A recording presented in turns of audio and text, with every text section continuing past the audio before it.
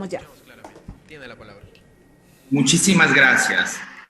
Bueno, en primer lugar, extiendo un gran saludo y cordial y afectuoso saludo de parte del colectivo Mis Datos Me Pertenecen, un colectivo nacional de personas que hemos sido afectados por la transferencia de datos confidenciales y reservados en diferentes espacios, tanto judiciales y administrativos. Uno de estos espacios en donde los datos confidenciales han sido mal utilizados ha sido el espacio de la Superintendencia de Bancos del país. En ese sentido, la exposición que voy a realizar está relacionada a esta comparecencia que se solicitó de la Superintendenta de Bancos en razón a que existe, de acuerdo a la recolección de información que hemos realizado por parte de este colectivo, una vulneración a los derechos de las y los usuarios del sistema financiero y a su vez un incumplimiento de las funciones de la Superintendencia de Bancos. En ese sentido, cabe recordar que el artículo 62 del Código Monetario y Financiero establece como una de las atribuciones principales que la Superintendencia de Bancos debe proteger los derechos de las personas usuarias del sistema financiero. ¿Qué significa protección de derechos? Implica atender a los usuarios en dos dimensiones. Por un lado, respetar, es decir, no ejercer acciones que vulneren derechos de los usuarios del sistema financiero. Y por otro lado, tomar acciones positivas para poder garantizar que los derechos de los usuarios del sistema financiero sean tutelados y respetados por parte de las autoridades privadas o de las instituciones privadas del sistema. En ese sentido, voy a aterrizar a un hecho puntual que la Superintendencia de Bancos realizó. Mediante oficio SB-DS 2021-0541-O de fecha 13 de octubre del 2021, el economista Francisco Bolaños Trujillo, superintendente de banco subrogante, atendiendo a un requerimiento formulado por la abogada Dina Farinango, vicepresidenta de la Comisión de Justicia y Estructura del Estado de la Asamblea Nacional, presentó un amplio informe sobre las acciones tomadas por esa institución ante los problemas de servicios bancarios que presentó el Banco del Pichincha entre el 9 y el 12 de octubre de este año. Al respecto, la Superintendencia de Bancos detalló todas las competencias de esa institución como pilares de su ejercicio de atribuciones. Entre ellas, permitir el acceso y el uso del sistema financiero de las personas usuarias del sistema y además, por otro lado, la educación financiera y la protección al cliente. Debemos tomar en cuenta en ese sentido, como ya lo dije, que la protección a los depositantes del sistema financiero incluye 5 pilares de acuerdo a la normativa nacional. Estos 5 pilares son la privacidad y la protección de los datos personales, la divulgación previo consentimiento de los mismos, la privacidad de los datos de terceros, la accesibilidad al sistema financiero y la educación financiera para su uso. En esta misma línea, es preciso desarrollar que el marco de seguridad, tanto cibernética como física en el sistema financiero, implica la cooperación de todos los actores y el control de la Superintendencia de Bancos. De acuerdo al artículo 309 de la Constitución de la República, los sectores que comprenden el sistema financiero cuentan con la protección y el control específico y diferenciado para lograr transparencia y solidez en el sistema y proteger a los depositantes. La Superintendencia de Bancos, en esta misiva enviada a la Asamblea Nacional, vulneró estos preceptos, siendo un ejemplo de cómo se están tratando dentro del trabajo de la Superintendencia de Bancos los datos personales y confidenciales. El artículo 19, el numeral 19 del artículo 66 de la Constitución establece que se reconoce como derecho la protección del derecho a los datos personales de carácter individual y el acceso y decisión sobre esta información únicamente por parte del titular.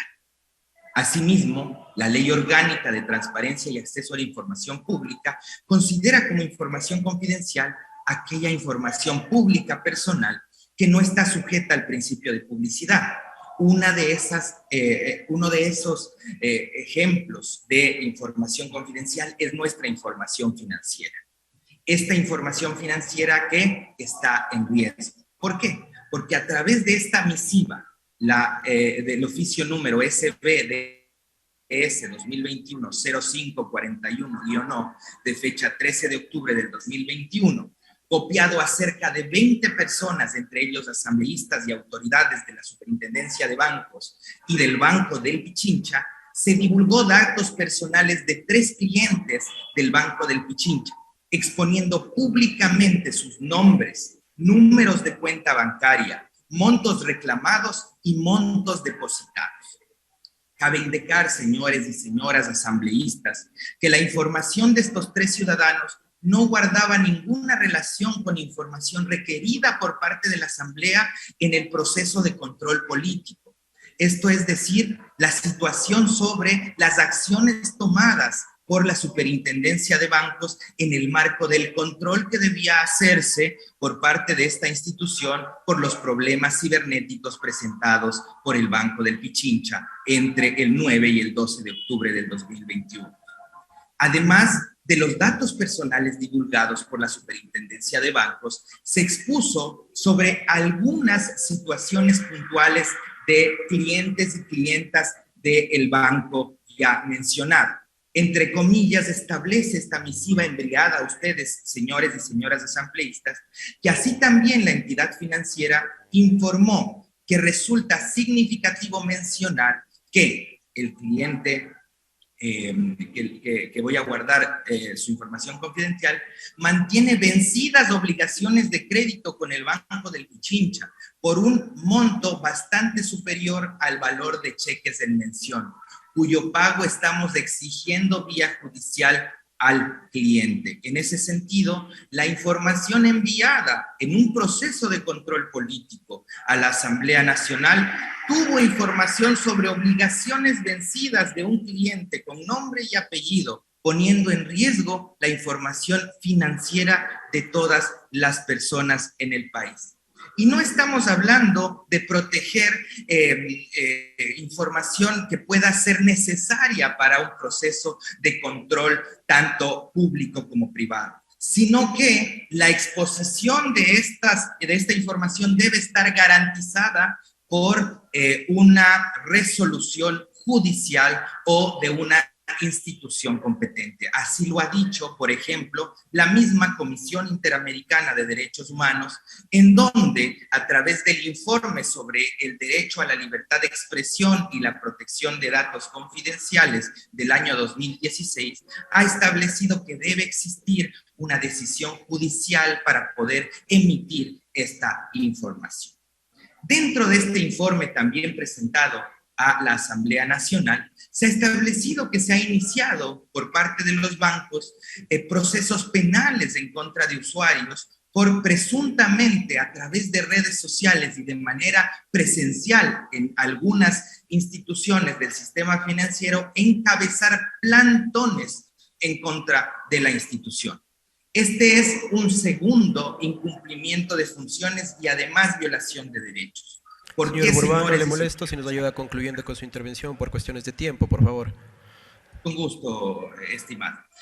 Existe una persecución a aquellos defensores y defensoras de derechos humanos que se encuentran alzando su voz y ejerciendo su derecho a la protesta, por un lado, y por otro lado, a acudir a las instituciones tanto públicas como privadas para ejercer el cumplimiento de sus atribuciones.